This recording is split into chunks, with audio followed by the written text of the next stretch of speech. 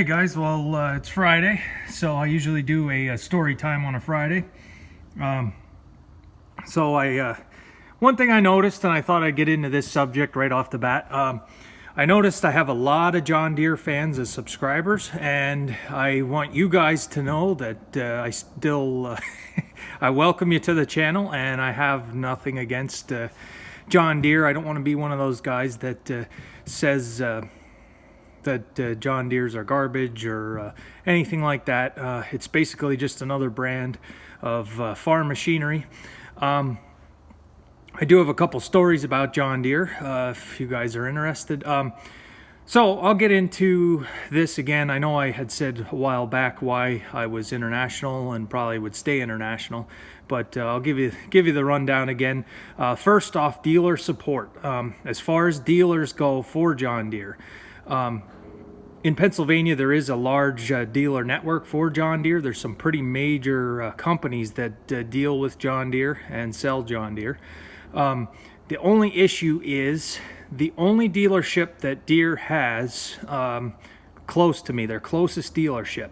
It's a real small dealership. They don't have a ton of used equipment there ever. I had done some work on a 4020 or 4320, I don't remember what it was, for my neighbor. He had one that he had used to spray with. We had it all split apart, the transmission out. I think we had shifting problems. But anyway, I went with him to the Deere dealer, and it was probably an hour and a half drive or more, quite a few miles away. And being that it was a smaller dealer, it's one of, like I say, it is a satellite of their main store. I don't know if it's Deere Country or what. I don't even remember. Might have been Valley Ag and Turf. One of those big John Deere dealers in Pennsylvania. It was a long drive, and they didn't have any of the parts in stock that we needed. And it's just not... Basically, if you need something, they're going to have to order it, which is fine to a point. But as far as the used equipment, there's hardly ever anything there. They don't do a lot of there's not a lot. It doesn't seem like there's a lot of activity there ever, and I'm not sure why the location where they're at, but like I say, that is the closest location. If I was to go to one of their larger locations to get parts or equipment, you're talking, I don't know, 2-3 hour drive, and I don't want to do that. I know some guys run a lot further for parts, but it's really inconvenient for me to have to drive that far just to get some parts, or even if you have to pay the shipping and stuff, it's still not very efficient. And as far as international, I have two Case IH dealers. One is only about, I want to say 40 minutes away, and one's about 45 minutes away. So I got two right there. And it's an easy drive to get there. You hop on the interstate and you're there in no time. The next thing is the Case IH dealer I deal with, Zimmerman's. They do have stuff in stock usually. So far, anything I've gotten has been in stock. So, and they have a pretty good selection of used equipment coming in and out. Not that I'm in the market right now to buy stuff, but like I say, they do usually have the parts in stock. So anyway, like I say, dealer support is a big thing for me. The next thing is, in the future, if I would ever get something a little bit newer that I can't fix myself, then you got to pay for the service call, and you got to pay for their drive out to your place. So you're talking a pretty big bill just paying Deere to drive out to the farm. As far as Deere tractors that I have run, I did work for, and this is why, and it's not fair to John Deere, but I had a bad experience with a farmer that was all John Deere. And because of that experience, it really just put a bad taste in my mouth. Not that it has anything to do with the company, it was just this one farmer. And that's the story I'm going to get into. But anyway, the second reason why I'm going to stay red is a lot of guys stay with what their granddad started with. When my granddad went away from the horses, or great granddad went away from plowing with horses, they got a Farmall A and then a Farmall Super C.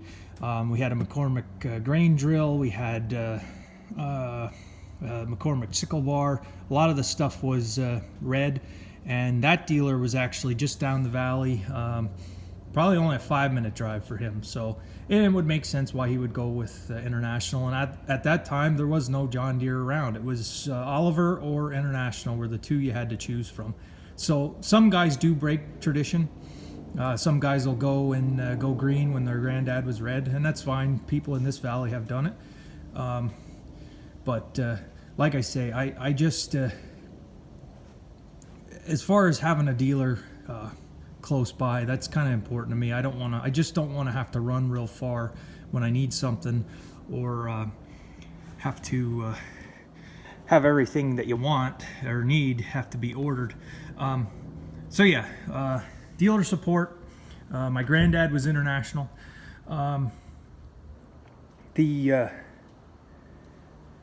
The farmer that I work for, now this guy, he was a dairy farmer, and it was just one summer. I was still at the other dairy farm. We had all Ford New Holland, and my closest dealer is Ford New Holland. But anyway, he had all John Deere equipment, and he was the type of guy that he bought this farm. He moved from out of state. He bought this farm, and the farm came with equipment. It was already equipped, so he basically could just walk right in and start farming. They had a 7120 Magnum. It was pretty nice. They had a 966 International. They had a 666 International. Basically a whole pile of International. And when he bought the place, I was there pretty early on when he was, well, not right when he was getting going, but he moved here with one John Deere tractor. And it was always just constantly, International's junk. It's a 13-letter manure spreader, but you've heard all the things. And these International tractors that he had, he would just beat to death because they were red, and it didn't make sense for him to get rid of them because they were all still functioning and still running, and he never hardly did any maintenance to them. It was just turn the key, rip the throttle on, and go. And these poor tractors just saw abuse on a daily basis. The 966 was on the blower, and basically it was just running wide open, putting the silage and haylage in the silos, and then when they were done, shut it right down and off back to the field. So you get a sense of, and all the Internationals he had on manure hauling duty because he didn't want manure on his green tractor. So, I mean, that's fine if that was his preference. No problems there. I don't know all of what the models are. I know he had a 5410. It's a smaller four-wheel drive that he had with a loader on. He had a 7800, I think, if that's a model. I don't really know the models that well. And then he had a bigger one with duals and power shift and all that kind of stuff. But he was just constantly, International's garbage, John Deere's the best, blah, blah. So anytime the red ones would break, it was, oh, it's because it's International. And I kept thinking, well, if you maintain them a little bit and don't beat them, any tractor's going to break if you act like that. So anyway, he was just constantly trashing IH. He was also the type of guy that he was the only one that could farm, and everybody else around he was going to try to drive out of business. He knew how to do it right, and he was going to rent all the ground. He was going to farm the whole valley, and the heck with everybody else. He was going to take everything over because he can do it the best. So, which is fine again if that's the way he is. Like I say, it takes all type of people. He was highly competitive for land. He'd actively trash and make fun of anybody else that was farming in the area. I remember one specific case. There's a guy who farmed close to him, and this older guy, he was in his, I don't know, 80s it had to be, and he was still holding on. And this farmer was just trashing him. Oh, he ought to get out of business. It won't be too long. He'll be out of business. I'll be farming his ground, or I'll be able to take his place over. So this older guy's out raking hay on his International 574, I guess it was. And this guy's just trashing him, making fun of him. He won't be in business farming with red. And you get where I'm going here. There's guys like that. And it's no different than the feud between, when you get Ford and Chevy guys started, then you got a feud right there. And it doesn't really end anywhere because basically you just have two different brands. And they're both designed to do the same thing. It's just, what do you prefer? And like I said, I prefer red. And the third reason why I want to stay with red is because I worked for Case IH for 10 years. So I know them, understand them. I can take them apart and put them back together and know what's inside, what's involved.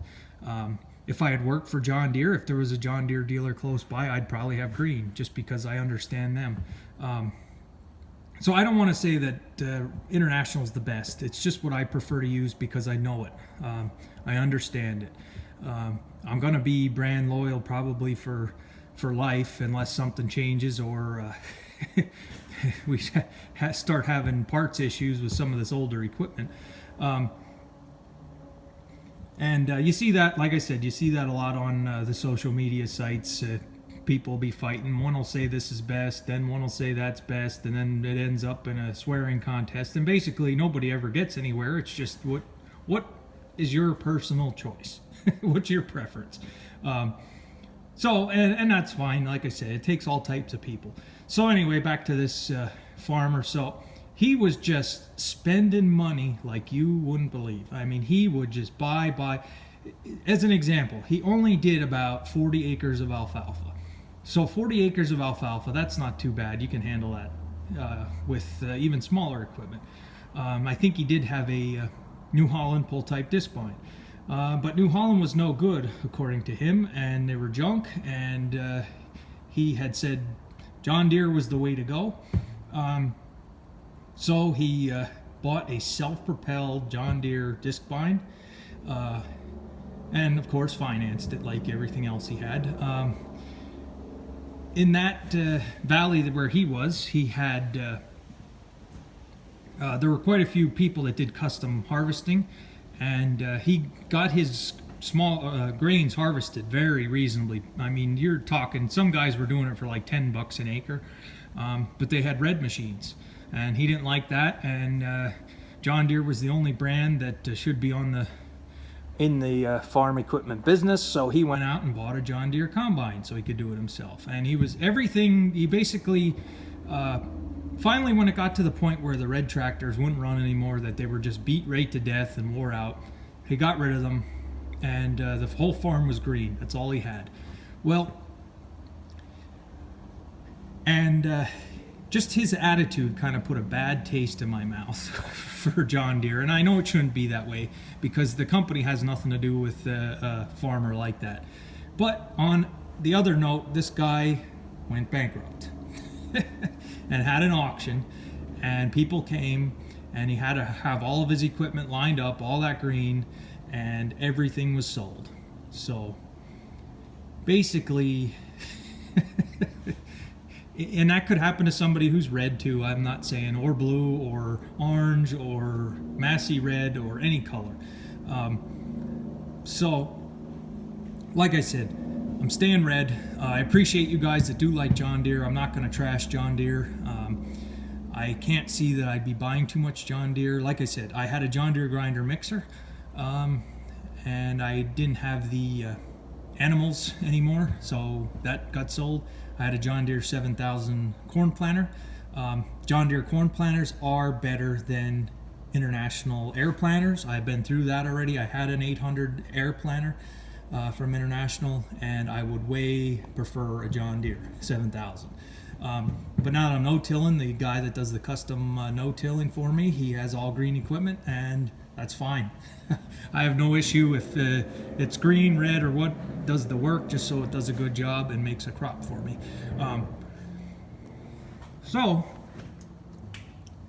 Just some of my thoughts on John Deere. And like I said, I do have that John Deere hay rake, and I know I kind of trashed it a little bit because I bought it wore out, and it has nothing to do with the company. It's more or less just that piece of equipment that needs a lot of work. So yeah, I hope you guys found this interesting. I hope nobody took it the wrong way. I'm not looking to try to make any enemies. I did notice, like I said, I have a lot of John Deere fans subscribed, and I appreciate it. And maybe someday I'll have some green. You never know. My father-in-law has a whole bunch of 2-cylinders. For those of you guys that like 2-cylinders, he's got a G, an A, a B, an R. I don't know, the whole collection. So maybe someday I can get some video with them. I don't have much time behind the wheel of those green ones. Anytime I drive those old 2-cylinders and I want to stop, I'm still pushing the left brake instead of pulling the hand clutch. Just you can always tell a farmall guy when they're driving a 2-cylinder and they're trying to clutch with the brake. Yeah, that's basically this Friday's story time. Like I said, I just had a bad taste in my mouth with that guy from how he was, but I know I'm smart enough to know that has nothing to do with the brand. And like I say, you get these feuds online. Like I said with Ford and Chevy, you get one guy and the next guy battling which is the best brand, and it just basically doesn't get anywhere. I mean, they're just two different brands, and it's what do you prefer? Like I said, I have the 3 reasons: dealer support, granddad started with red, I want to keep that in the family, and the 10 years I worked for Case IH and I know these tractors. So and like I said, I'm not here to trash John Deere. I give them credit for being the leading farm equipment manufacturer today. That's always where people go with the arguments. Well, if International was so good, it would still be in business. Well, I understand now it's part of Fiat and New Holland and a whole giant company. I understand that. But the red ones that are still around, when they were a company, there's a lot of guys using red yet. So, yeah, just a quick video here and a story time about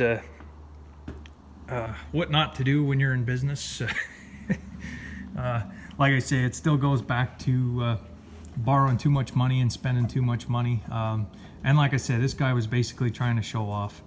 And that's kind of one example of where trying to put on a show, and I mean, he didn't need to buy all that equipment. It was just more or less he was going to take everything over and be the only guy left, and everybody else was basically garbage. So anyway, like I say, it takes all types of people. Hope you guys like this. Like I said, you John Deere guys, I'm not going to trash John Deere. It's a personal preference for me, and if you like seeing red equipment, I'll keep making videos.